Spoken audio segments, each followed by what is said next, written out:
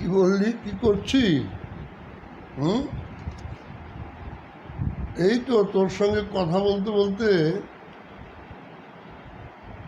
Front camera দিয়ে আরেকটা ফোনে আমি নিজেকে দেখছি। তোর সঙ্গে যখন কথা বলি তখন আমাকে কেমন লাগে দেখতে।